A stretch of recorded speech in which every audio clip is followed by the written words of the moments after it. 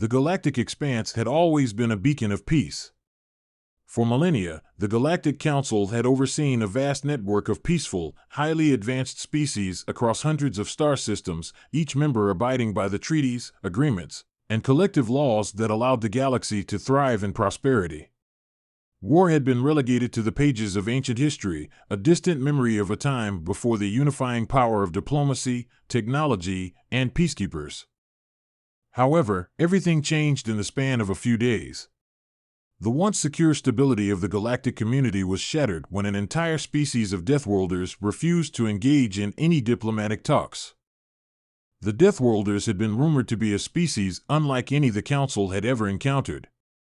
A newly discovered race, located at the edge of a system known as the Vortis Expanse, the Deathworlders had earned their name due to the extreme and deadly environments of their homeworld. Their planet, Veilhan, was a hostile, inhospitable place where almost everything had evolved to kill venomous plants, massive carnivorous creatures, and brutal weather patterns that could tear the flesh from bones in seconds. The native population of Veilhan had evolved into ferocious survivors, and their species was known to be tough, resourceful, and incredibly dangerous. Despite their initial refusal to open diplomatic channels, the Council was determined to establish a relationship with the Deathworlders. The Councilors viewed this species as potentially valuable allies, or at the very least, as crucial trade partners due to their seemingly limitless natural resources.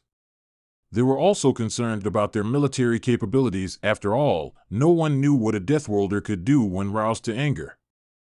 The initial outreach. The first official contact was made by a representative from the Galactic Council, Ambassador Hira Xian, an experienced diplomat from the Xantral Confederation. She was known for her calm demeanor and proficiency in the delicate art of negotiation. The Council had high hopes for her mission, sending her aboard the Vigilant Horizon, a state-of-the-art vessel designed for high-level diplomatic encounters. Ambassador Xian's message was simple: "We come in peace. Let us build something together." What followed was nothing short of bizarre. The Deathworlders, in their first communication with the Council, responded in a most unexpected manner. Rather than sending an envoy, they transmitted a single line of text across the galactic communication network: "We refuse your diplomacy. This is not the way." The message was clear, but it was baffling. Refusing all diplomacy was unheard of. It wasn't just that the Deathworlders weren't interested in peace talks, they outright rejected the idea of negotiation. The Council was stumped. The Council convened an emergency session, calling for the leaders of the various galactic factions to meet and discuss the implications of this unprecedented refusal. On a secure station orbiting the Council's capital planet, a holographic meeting room buzzed with tension as representatives from every species within the galaxy assembled. A dangerous precedent. Councillor Talthor, an ancient being from the Eterta cluster, opened the session with a grave voice. "We are facing a crisis, my friends. The Deathworlders have made it abundantly clear that they will not engage with us. If this becomes a precedent, other civilizations might follow suit. What's more, they are highly unpredictable, dangerous even. Their refusal could be a sign of something much more troubling." Ambassador Xian, who had just returned from her failed attempt at opening communication, stood up next. "We have underestimated them. These are not creatures that think like us. They have no desire for trade or political alliances. Their society is built around survival in ways that we cannot comprehend." The Council erupted into murmurs. The thought of an entire species rejecting the very foundation of diplomacy sent waves of panic through the room. There were immediate debates about whether to send a military force to assert control, but this was an option that was universally rejected. The Veilhan Protocol. The next logical step, proposed by Councillor Rhiannol, was the establishment of a diplomatic protocol that could deal with such situations. It was essentially a set of guidelines for engaging with uncooperative species, one that had been debated during countless other encounters with difficult civilizations. However, creating such a protocol wasn't easy. The Deathworlders were not like the typical species the Council had dealt with. They had not shown any signs of aggression, only defiance. Still, the fear was palpable. The Council had to act quickly, or the situation could spiral into something much worse. It was at this moment that the Galactica representative, Captain Alorn, a seasoned military strategist, stood up. Perhaps we should look at this from another perspective. What if their refusal is not an act of hostility? What if it's a form of self-preservation? It is possible they fear the influence of the Council, or they simply don't want to be part of our galactic order. We cannot force them to engage. However, we should prepare for the worst. Captain Alorn's words carried weight. He was known for his no-nonsense approach to security, and his suggestions sent ripples of anxiety through the assembled leaders. What if the Deathworlders were already preparing for something much larger than a diplomatic negotiation? The Council remained divided. Some members called for immediate military intervention, believing that the Deathworlders would eventually see reason if threatened. Others, like Councillor Talthor, urged caution, fearing the galaxy could be on the brink of a war it was unprepared for. Unpredictable diplomacy. Weeks passed, but the Deathworlders remained silent. They did not respond to any further attempts at communication, nor did they show any signs of aggression. The Vigilant Horizon had tried several more communications, but each time, the message was the same: no. This is not the way. In the meantime, various factions of the Galactic Council began to panic. Trade routes near the Vortis Expanse had been severed, and the Council's supply of essential resources began to dwindle. There were whispers that the Deathworlders, in their refusal to engage, had inadvertently crippled one of the Council's major economic engines. The situation had quickly become a crisis. What had begun as a simple diplomatic mission had now escalated into an existential dilemma. Could the Galactic Council maintain its unity in the face of such resistance? Was this the beginning of the end of their long-held peace? The crisis deepens. Weeks turned into months, and the situation only worsened. The Galactic Council, once a beacon of hope for a peaceful galaxy, now found itself in disarray. With the Deathworlders continuing to refuse any form of diplomacy, the entire galaxy's security was at risk. Trade routes, once bustling with activity, had become ghost lanes, plagued by uncertainty and fear. Planets dependent on resources from the Vortis Expanse found themselves in desperate need of alternatives. Rumors of other systems quietly beginning to break ties with the Council, inspired by the Deathworlders' resolute rejection of the status quo, began circulating. Despite the apparent lack of direct hostility, the refusal of the Deathworlders to communicate or even acknowledge the Council had thrown a shadow over the entire galactic alliance. The delicate fabric of cooperation that held the galaxy together was under immense strain, and leaders of various species and star systems were beginning to question whether the Council could survive this test. A new approach, the Hidden Council. As pressure mounted, Councillor Rhiannon proposed a bold new initiative. A clandestine group of high-ranking representatives from across the galaxy would be formed, one that could operate outside the formalities of the Galactic Council, a hidden council. Their mission? To engage the Deathworlders directly, away from the prying eyes of public diplomacy. The idea was that an unofficial, secretive approach might be more successful, free from the distractions and expectations that came with public diplomacy. Rhiannon's plan was met with mixed reactions. Many of the more conservative factions of the Council expressed outrage at the idea of bypassing traditional protocols. "It's too risky," warned Councillor Olathar, a respected member of the Durith Coalition.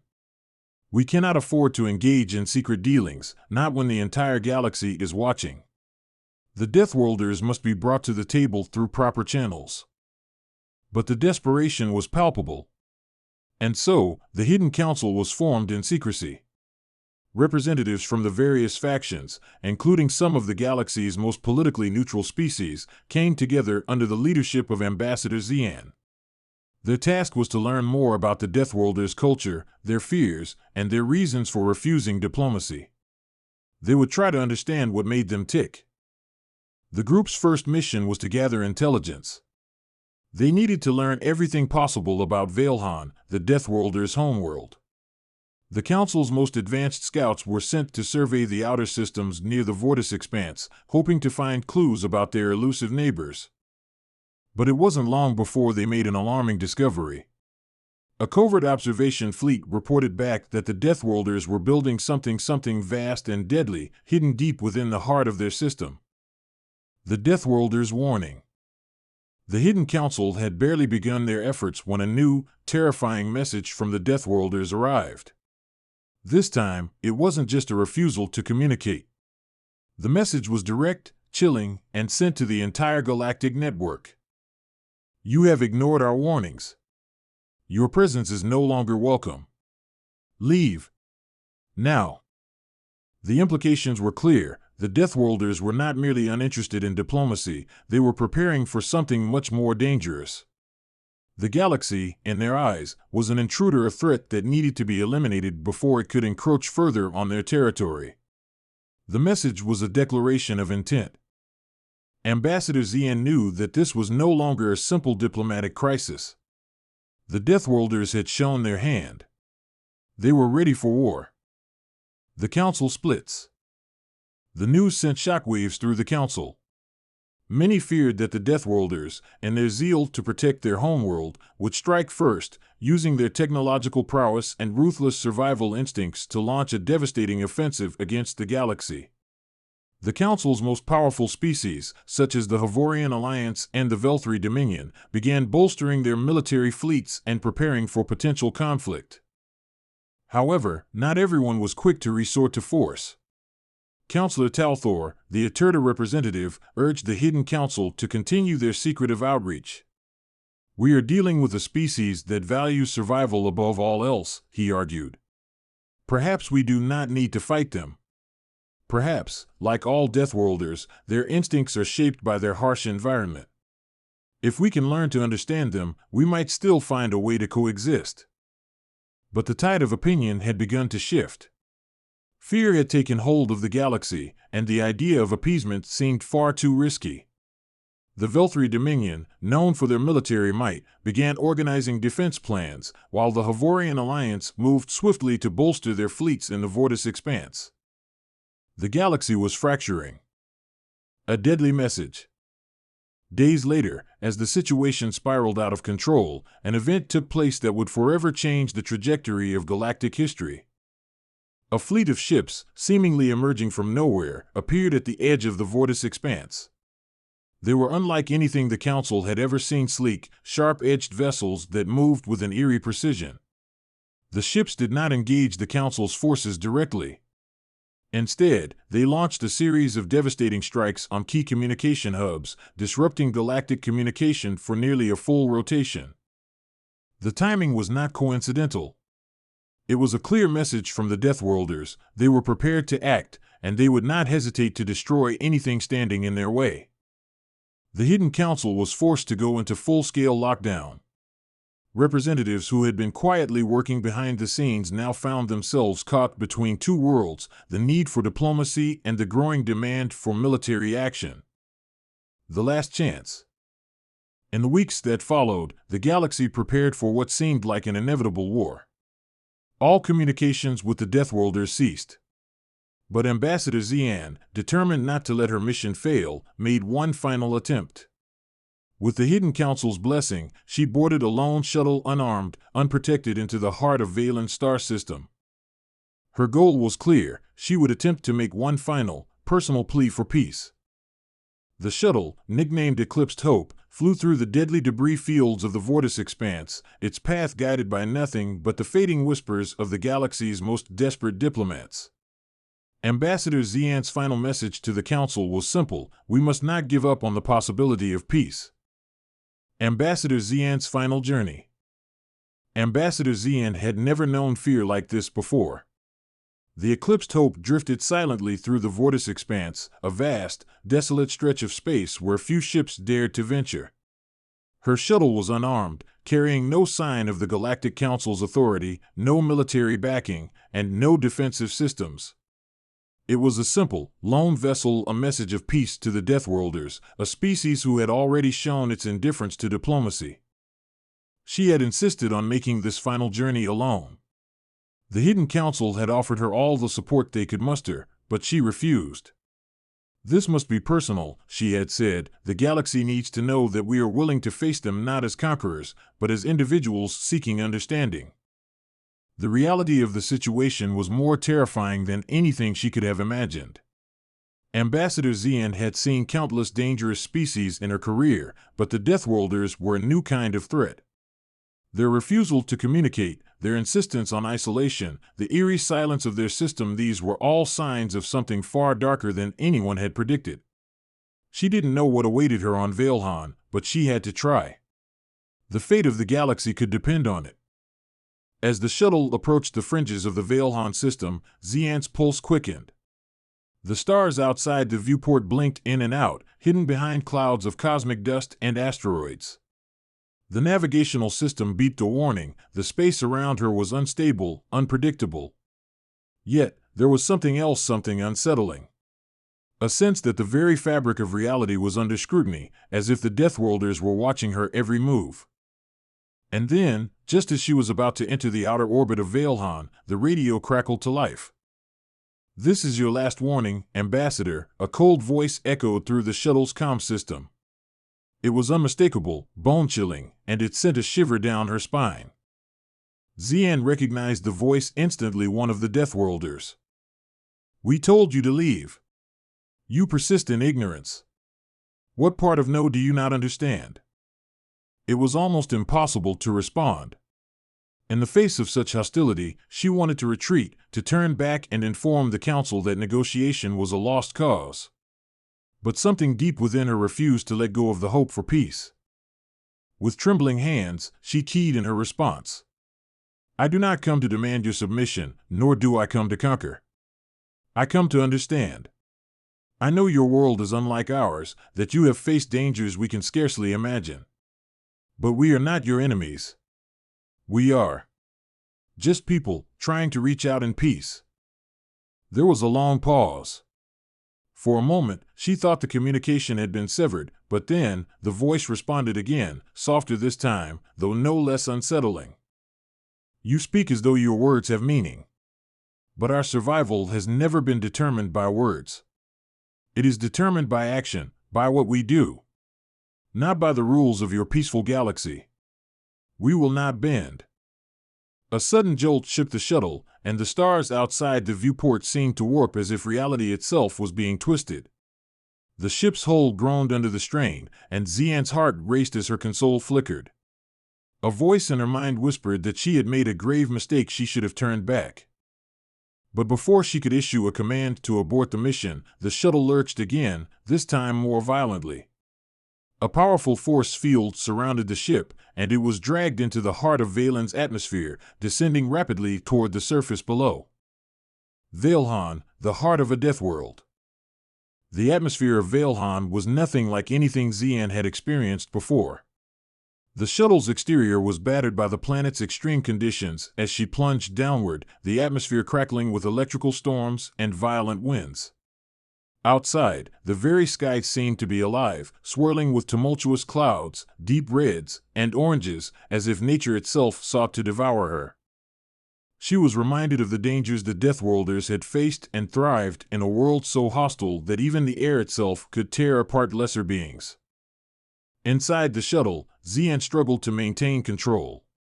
The shuttle's instruments were flashing warnings, and the heat was rising dangerously. Her hands gripped the controls, fighting to steady the vessel, but she was at the mercy of the planet's wrath. And then, suddenly, there was an unexpected calm. The turbulence ceased, and the shuttle's descent slowed to a gentle hover. The dark clouds parted to reveal a landscape below, barren, jagged mountain peaks twisted in unnatural shapes, their surfaces gleaming with strange, metallic minerals. Across the horizon, towering creatures, predators of unimaginable size, moved silently through the landscape, their eyes glinting like living stars. The shuttle touched down on a vast, flat plain, surrounded by jagged rocks and an eerie quiet. Xian's breath caught in her throat. This was it. She had reached the heart of the death world. She had no idea if she would survive the encounter or if her arrival would lead to her swift end. But she had made it this far. Now, she had to face what lay ahead. The encounter. As Xian opened the shuttle's hatch, the harsh winds of Veilhan greeted her. She stepped out carefully, her boots sinking slightly into the metallic dust beneath her feet. The air was thick with an unsettling stillness, and the oppressive weight of the planet seemed to press down on her. Her every step felt heavy, as though the very ground itself was watching. Then, from the shadows of the jagged cliffs, figures began to emerge. They were tall, towering over her by nearly a meter and clad in thick, dark armor that shimmered like obsidian. Their faces were hidden behind featureless helmets, but there was no mistaking the presence of these beings. The Deathworlders. Xian's heart pounded in her chest as they encircled her. She did not reach for a weapon, she had none. Instead, she stood tall, her voice firm as she spoke. I come in peace. I do not seek war. I seek to understand you and your people. One of the Deathworlders stepped forward. His voice, low and gravelly, reverberated in the stillness. You understand nothing. You think you can walk onto our world, demand peace, and leave unchanged. But you have forgotten what it means to fight for survival. This world has shaped us, made us what we are. We are not like your peaceful species. Xian swallowed hard, her mind racing. She could feel the weight of her words. The very survival of the galaxy might rest on this moment. I do not wish to change you, she said softly, I wish to understand. You are not alone in the galaxy anymore. We are all connected. We can learn from one another. The Deathworlder regarded her for a long moment, his glowing eyes studying her as if trying to gauge the sincerity in her words. Then, slowly, he spoke again. Then you will learn what it means to survive. You will learn the price of peace. Suddenly, the sky above began to darken once more. A storm was rising. Xian's heart raced. Was this the beginning of the end? The price of survival. The Deathworlder's words hung in the air like a weight. As the storm clouds above began to roil and churn, Xian felt a tremor run through the ground beneath her boots. The vast plains of Veilhan, filled with unnatural quiet moments ago, now seemed alive with danger, alive with a primordial force that she could scarcely understand. The Deathworlder, his armored form looming over her, raised his hand, signaling for his companions to spread out. Their movements were calculated, deliberate like the predators they were. Xian's pulse quickened, but she stood firm. She would not falter. Not now. Understand? The Deathworlder repeated, his voice now tinged with something darker. You cannot simply walk into the heart of a death world and understand us. Our lives are constant battles. Our world is a crucible. We were forged here, under the harshest conditions. Your peace, your diplomacy, these things are foreign to us. They are weaknesses. Xian's mind raced. She had read the reports. She had studied everything the Council knew about the Deathworlders. But reading about a species and understanding their true nature were two vastly different things. These beings had never known peace. They had never known the comforts of stable civilizations or the soft boundaries of interstellar treaties. Their world was a relentless, unforgiving arena where only the strongest survived. In this environment, even empathy was a liability. Yet somehow, some part of her still believed that peace could be reached. I don't wish to change your world, Xian said, her voice steady but resolute. I want to understand how you survive it. How can we live together, coexist in this galaxy? I believe we can help each other. The Deathworlder's eyes, glowing faintly from within his helmet, narrowed. For a moment, he said nothing. Then, with a sudden motion, he gestured to the sky above. The storm had intensified, the wind howling around them. Lightning struck in the distance, and the temperature dropped. The air felt thicker, as if the entire planet itself was breathing in and out in time with the storm. You think you understand? He asked, his voice low and menacing. You are nothing more than a passing visitor in this galaxy. Your kind builds things, ships, structures, empires. But we build ourselves. And every day, we fight to stay alive. To survive. With a sudden, sharp motion, the Deathworlder activated something in the ground. The soil trembled, and large, spiny creatures, almost like gigantic arachnids, rose from beneath the surface. Their legs were long, sharp, and covered in armor like the Deathworlders themselves. Their eyes gleamed with hunger. The Deathworlder turned to her. "You will face what we face. You will understand survival." Before Xian could react, the creatures moved toward her. Her heart raced as she reached for the emergency weapons kit beneath her coat, but then she stopped herself. The Deathworlders were testing her, yes, but they weren't outright attacking. Not yet. "I will face it," she said, her voice strong despite the adrenaline coursing through her veins. "I will face it, because that is how we learn. We learn through adversity, through understanding others, through facing the very things that threaten us." The Deathworlder gave a low, almost amused growl, though the sound was muffled through his helmet. "You are bold. I will give you that." He stepped back slightly, and the creatures stopped their advance. Their clicking, chittering sounds filled the air, but they did not move any closer, at least not yet. "You wish to understand?" the Deathworlder said. "Then survive." With a swift motion, he raised his hand again, and the creatures lurched forward once more, their limbs moving like liquid steel, faster than Xian could ever have expected. Her heart pounded as she instinctively ducked and sidestepped, narrowly avoiding a strike from one of the creature's claws. The ground beneath her feet was rocky and unstable, but her training kicked in. She had been through countless diplomatic security scenarios before, but none like this. Xian moved with speed, dodging, jumping, rolling across the uneven terrain. The creatures were relentless, but they weren't just attacking her, they were testing her agility, her ability to adapt. It was a strange kind of ritual, a challenge designed not to kill, but to prove herself worthy of the Deathworlder's respect. Sweat beaded on her forehead as she barely avoided another strike. She reached into her coat, pulling out a small, high-frequency pulse emitter, a tool designed to distract hostile creatures. She activated it, sending a high-pitched sound into the air. The creatures paused, momentarily disoriented by the frequency. It was just enough of an opening for her to get behind a large rock outcropping, catching her breath. "You are not like us," the Deathworlder called out, his voice growing more intense. "But perhaps you will survive longer than we expected." Xian steadied her breathing, her mind still focused on her goal. This wasn't about defeating the creatures, it was about surviving the trial, earning their trust, and showing that she understood the reality of their world. Minutes passed, or perhaps hours. Time seemed to warp in the brutal heat and intensity of the planet. The creatures continued their pursuit, and each time Xian thought she might falter, something in her, some deep, ingrained sense of survival, pushed her forward. And then, finally, the storm began to dissipate. The creatures stopped their attack, slowly retreating back into the ground. The Deathworlder, who had been observing her from a distance, stepped forward once more, this time with a different air about him. "You have survived," he said, his voice devoid of the previous hostility.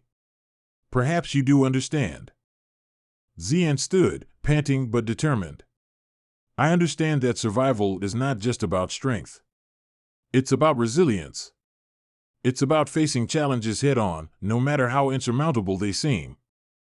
The Deathworlder nodded, though it was unclear if he fully agreed with her interpretation. "Perhaps there is more to your kind than I thought.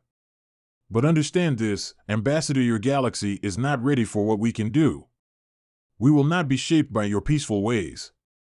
You will never make us like you." Xian met his gaze. "No. I don't want to change you. I only want to build something we can both survive. Together." He studied her for a moment, then turned away. "You may live. For now." The storm had passed, and the world of Veilhan stood still for a brief moment. The creatures retreated into the shadows, and the tension in the air seemed to ease, though the planet itself was still a place of constant danger. Xian had survived. But the true test had only just begun. A brief respite. Xian stood in the stillness of the Veilhan plains, her chest heaving as the remnants of the storm slowly cleared away. The air was heavy with the scent of ozone, the ground scorched by the intensity of the planet's fierce weather. The Deathworlder before her, once an intimidating figure of cold power, now seemed contemplative, his gaze shifting between Xian and the barren, untamed landscape that stretched out before them. Her heart still raced, but there was a sense of quiet victory. She had survived, and in doing so, she had earned something precious, their attention.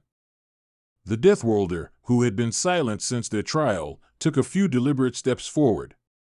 His body language, still intimidating but less hostile, was accompanied by a low hum emanating from his armor. His voice, though still gruff, carried a hint of respect. "You speak of resilience. Yet you survived only because you had something to protect, something to fight for. The survival instinct you claim to understand. It is not a theory.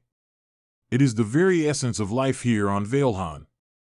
His gaze drifted across the horizon. "This world is ruthless. It makes us ruthless. And it shapes every part of us." Xian steadied her breath, her mind carefully processing his words. She had been right. Survival wasn't just about fighting back. It was about the will to endure, to outlast the world itself. But this was more than just an individual struggle. It was the very heart of their existence. These Deathworlders had been forged in the fire of unrelenting conditions, a truth that could not be ignored. She took a deep breath, then said, "I know survival is about more than strength. But if we cannot learn to coexist to survive together, then this galaxy will be torn apart by those who only know how to fight." The Deathworlder looked at her, his glowing eyes unreadable beneath his helmet. He was silent for a long moment, seemingly lost in thought, before turning away. "Your kind seeks to spread peace. But peace has never been a constant here. The universe doesn't care about peace. It only cares about who survives and who falls." As he spoke, the ground beneath them trembled slightly. A rumbling sound echoed in the distance, a growl from deep within the planet itself. Then, without warning, the horizon seemed to shift, and Xian realized something that made her blood run cold. A massive creature larger than anything she had ever seen emerged from the shadows of the rocky cliffs. Its hide was like solid stone, covered in sharp spines, and its eyes glowed with an eerie, predatory intelligence. It was a beast, monstrous in scale, and it slowly advanced toward them with a deep, guttural growl that rattled the very air. The Deathworlder stepped forward, standing tall and unfazed. "This is what we face every day. The things that would kill us, if we let them. And we have no choice but to fight." Xian's instincts screamed at her to run, to flee from the behemoth that was slowly making its way toward them, but she forced herself to stay still. She had survived once, but that wasn't enough. Not yet. The Deathworlder looked back at her, his voice growing cold. "Survival is more than an idea. It's about action. And sometimes you have to make the world fear you before it will respect you." Xian watched as the Deathworlder moved toward the beast, drawing a massive weapon from the side of his armor, a spear-like device that hummed with energy. He raised it with a fluid motion, the weapon crackling with power as he faced the beast head-on. The creature roared, its maw opening wide, revealing row upon row of jagged teeth, its sheer size making it look like a mountain itself. It lunged at the Deathworlder, its claws outstretched, but with a precision that only someone forged in this deadly environment could have. The Deathworlder struck. His spear plunged deep into the beast's side with a sickening crack, and the creature howled in pain. But it didn't die. Not yet. Xian's heart pounded in her chest as she watched the scene unfold. This was the raw truth of the Deathworlders' existence. Their entire lives were a constant battle for survival. Their resolve was hardened, their bodies shaped by their environment to endure the unimaginable. She had seen this kind of violence before in history, worlds torn apart by brutal conflict, species waging war for survival or dominance. But this was something else entirely. This wasn't about conquest. This was about a life or death struggle, driven by forces that transcended diplomacy and alliances. But could there be a way out? Could there be a way to forge some kind of truce, a new way forward that didn't end in mutual destruction? The creature's attack was relentless. The Deathworlder spun, dodging the beast's massive claws and striking again, this time aiming for its heart. With a final, brutal blow, the spear drove deep into the creature's chest. It let out a final scream and collapsed to the ground, its massive body crumbling in defeat. The Deathworlder stood over the fallen beast, panting but resolute. Blood, thick and dark, pooled around the fallen creature, staining the ground. His chest rose and fell with each breath, but his gaze never wavered. This is survival," he said, wiping his weapon on the ground. "We do not seek peace. We seek strength. In a world like ours, peace is a fragile illusion." Xian, still shaken by the brutal display, took a tentative step forward. She met his gaze unwavering, despite the terror she had just witnessed. "I understand that peace may seem fragile," she said quietly. "But we do not have to fight like this forever. If we only ever seek strength, we risk losing everything. Strength alone cannot sustain us." The Deathworlder didn't respond immediately. His expression, though hidden beneath his helmet, seemed contemplative. "I came here to offer you a choice," Xian continued. "Not to force you to change your ways, but to help you see that survival in a galaxy of endless conflict is not the only path. We can learn from one another, even in our differences." For a long moment, there was silence between them. The storm clouds had parted completely now, and the planet's surface seemed to breathe again, as if sensing the possibility of change. The harsh winds were gone, and the creatures had receded into the shadows. Finally, the Deathworlder spoke. "Perhaps. There is something in your words worth considering." His voice was measured, though there was still an undercurrent of skepticism. "But know this, Ambassador, we will not bow to your peace. We will not be shaped by your kindness. If there is a way forward, it will not be easy. It will not be without pain." Xian nodded. "I'm prepared for that." He gave a slow, almost imperceptible nod. "Then you will have your chance." The two stood in the silence of the plains, the beast slain at their feet. The wind had calmed, and the storm was now just a distant memory.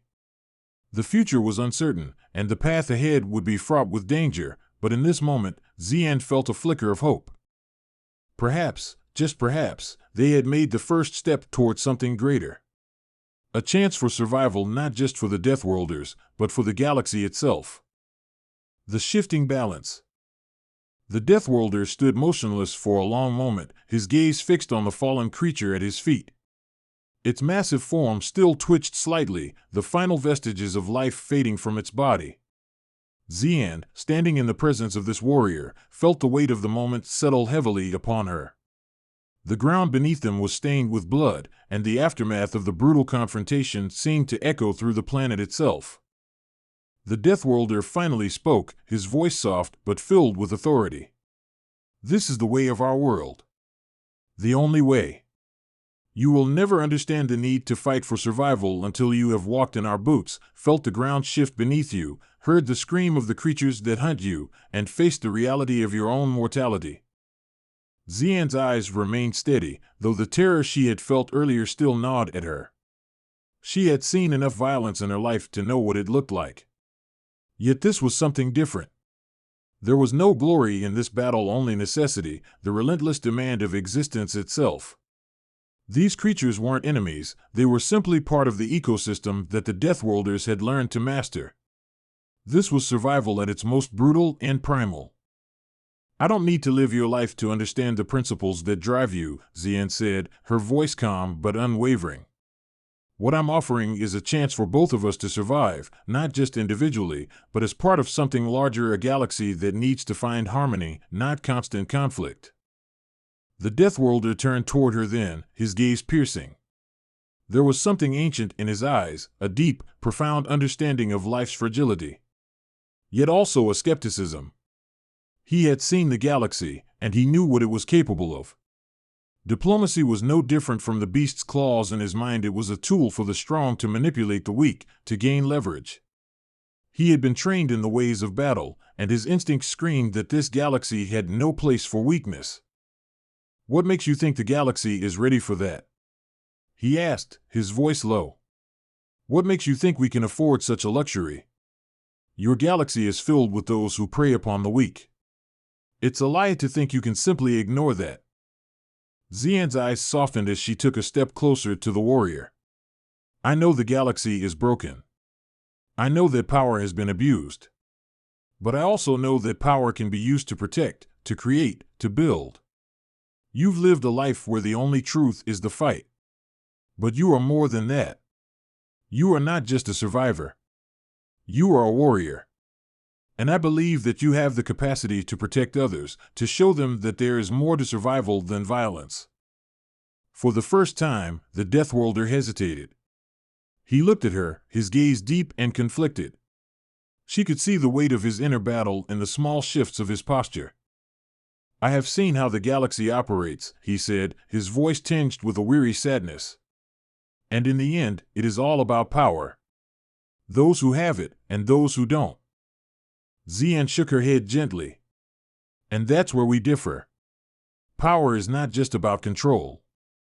It's about knowing when to use it, when to listen, when to put down the weapon and extend a hand. I know that you've fought for everything you have, but this fight, it can be different. The Deathworlder's helmet shifted ever so slightly as he tilted his head, contemplating her words. He still seemed uncertain, but something in his stance had softened. You think I can change? He asked, the question almost vulnerable. I think we can change, she replied. Together. The wind picked up again, a reminder of the harshness of the world they stood on. The Deathworlder turned back to the horizon, where the jagged mountains loomed in the distance. His expression was unreadable, but there was a quiet deliberation in his movements now, a subtle shift that indicated his mind was racing, weighing options. Finally, he spoke again, his voice calmer now, though still carrying the weight of his life's experience. What you propose? It is not something we do lightly. The world has taught us that survival is earned with blood. That everything you see, everything that lives, is constantly at war, whether you wish it or not. Xian nodded. I understand. And I don't want to take away your ability to survive. I want to build a world where you don't have to fight alone anymore. A world where even the strongest need not face their battles in isolation. The Deathworlder was quiet for a long moment before finally turning back to her. You have courage, Ambassador, he said, his tone respectful but still filled with a guarded wariness. Perhaps I have underestimated you. Xian allowed herself a small, measured smile. And perhaps you've underestimated what the galaxy can become if we all stop fighting alone. He didn't answer right away.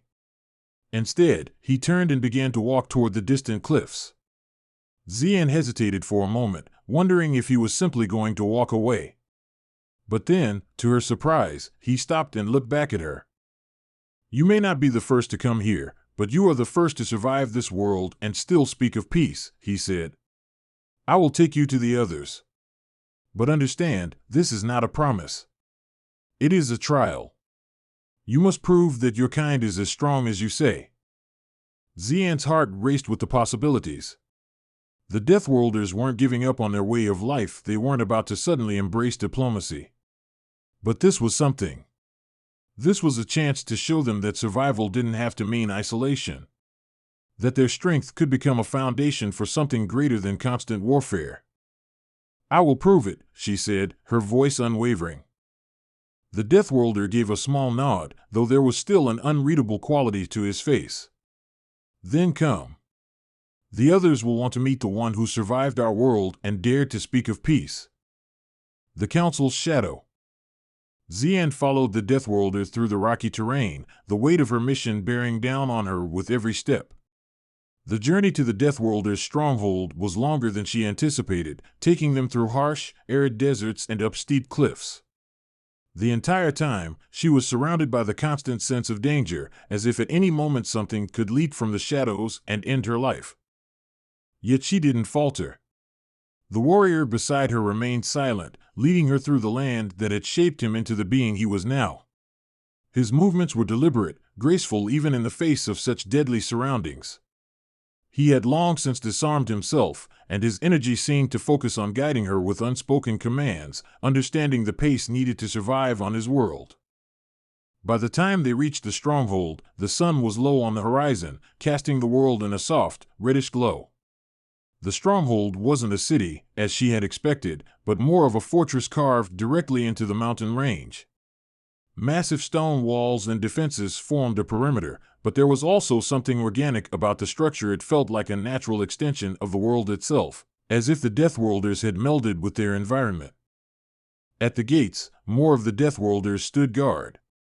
Their faces were grim, their expressions unreadable, but as they saw the warrior approach with Xian in tow, a ripple of recognition passed through them. The leader of the group nodded to them, signaling her presence, and a tense silence filled the air. Xian felt her heart pound again. This was it. This was the moment where she would either prove herself or face the consequences of overestimating the galaxy's readiness for peace. The doors to the stronghold slowly creaked open, and Xian stepped forward. The final test. Xian stepped through the imposing gates of the Deathworlders' stronghold, her breath steady despite the tension that coiled in her chest. The atmosphere inside the fortress was thick with a silence that felt almost suffocating. Every eye in the room was on her, and she knew that she stood before not just the warriors who had brought her here, but their leaders, the ones who held the power to decide whether her mission would succeed or fail. The hall stretched before her like a cavernous chamber, stone walls adorned with primitive markings, the faint glow of energy sources barely illuminating the space. At the far end, on a raised platform, sat several figures, their postures regal, but hardened by years of battle. Each one of them wore the same dark, jagged armor, a reflection of the relentless environment that had shaped their lives. But there was something else about them, something more human than she had expected. Among them stood the Deathworlder who had escorted her here. His helmeted face remained unreadable, but his stance suggested a certain pride, perhaps even a hope, that had not been there when they first met. As he stepped aside, Xian was left standing before the council of the strongest beings she had ever encountered. The leader of the council, a figure draped in dark metallic armor, stepped forward. His presence was like the weight of the world itself, commanding and unyielding. "You have survived our world," the leader said, his voice low and gravelly. "That alone earns you respect. Few have made it this far. But survival is only the beginning. You seek to change the way we exist. To offer peace." Xian nodded, her voice unwavering. "Yes. I believe that peace is not a luxury. It is a necessity. If we do not learn to coexist, to find common ground, then the galaxy will fall apart in endless conflict. You are strong, unquestionably strong, but strength alone will not sustain you. It will only burn you out. Your people need more than just survival. They need hope. They need allies. And they need a future." The leader regarded her with silent intensity, his glowing eyes studying her every word. The others remained still, their expressions unreadable. Xian felt her heart race, but she did not look away. This was the moment where she would either earn their trust or be cast aside. "Hope?" the leader murmured, his voice a low rumble. "Our hope has always been in our strength. In our ability to survive, no matter the cost. You speak of a future that does not exist yet. You speak of alliances, of cooperation. But the galaxy has shown us that those who seek peace are often the first to be crushed under the weight of the powerful." Xian met his gaze, undeterred. "I know the galaxy is broken. But it doesn't have to stay that way. It's time to forge something new. You don't have to surrender your strength to do that. I'm not asking you to give up who you are, but to recognize that peace can be as powerful as war, that unity can be as unyielding as any weapon." The leader was silent for a long moment, his gaze shifting toward the other members of the council. They exchanged glances, and for the first time, Xian saw a flicker of something in their eyes, something beyond suspicion, beyond hostility. A crack, however small, in the armor of their convictions. Finally, the leader spoke again, his voice firm but not as cold as before. "You are not wrong. The galaxy has grown weaker, fractured by constant wars and old grudges. But can we afford to be weak? Can we trust you? Can your people truly stand by their words when the time comes? Xian took a deep breath. I know trust cannot be given lightly, but I can promise you this, my people are not afraid of standing beside you, not as subjects, not as conquerors, but as equals. We have learned the price of war. We are ready for the price of peace. And I will work every day to prove that to you. The silence in the room stretched. Time seemed to stop as the council deliberated, their eyes never leaving her, weighing her every word, every breath. Xian's heart raced with the uncertainty of the moment. There was no guarantee, no certainty of success. The Deathworlders had lived their lives in the crucible of conflict, and they had learned to trust only in their own strength. But they had seen something in her. Something that made them hesitate. Finally, the leader spoke once more. You have passed our trial, Ambassador Xian. Not because of your survival, but because you have shown us the courage to challenge everything we have believed. You have not asked us to surrender, but to expand to understand that strength is not just in survival, but in the will to adapt. Xian's heart soared, though she kept her composure. This was it. This was what she had come for. You will have your chance, the leader said, his voice now carrying the weight of decision. But understand this, the path you seek is not easy. It is fraught with danger, and many will not welcome the change you propose. The Deathworlders will stand with you only as long as you prove that your words are backed by action. There will be no mercy for those who would threaten the future we will build. I understand, Xian replied, her voice steady. And I will fight for that future. The leader nodded slowly, then stepped back, signaling the end of the trial. The council members rose, and for the first time, Xian saw not just warriors, but individuals beings who had endured not just the ravages of their planet, but the weight of their own isolation. As she turned to leave the council chamber, the Deathworlder who had escorted her gave her a slight nod. His eyes, once cold and distant, now held a flicker of something new, respect, perhaps, or even the beginning of something more. Xian knew this was only the beginning. The galaxy would not change overnight. But today, she had earned a seat at the table. Today, the Deathworlders had taken the first step toward something beyond war and survival. And for the first time in a long while, she believed that peace was not just a dream, but a possibility. Epilogue, A New Dawn. In the weeks that followed, Xian worked tirelessly with the Deathworlders, building bridges where none had existed before. They did not abandon their ways, but they began to see the potential in cooperation. Other factions, wary at first, began to notice the shift. The Deathworlders, once feared for their sheer power, now began to use their strength to protect, to safeguard the peace that Xian had spoken of. It wasn't perfect, and there were still challenges ahead. The galaxy was vast, and old conflicts ran deep. But the seeds had been planted, and for the first time, the possibility of a lasting peace seemed within reach. The Deathworlders' trial had ended, but for Xian, the true test had only just begun. And with it, the hope that one day, the galaxy might finally stand united.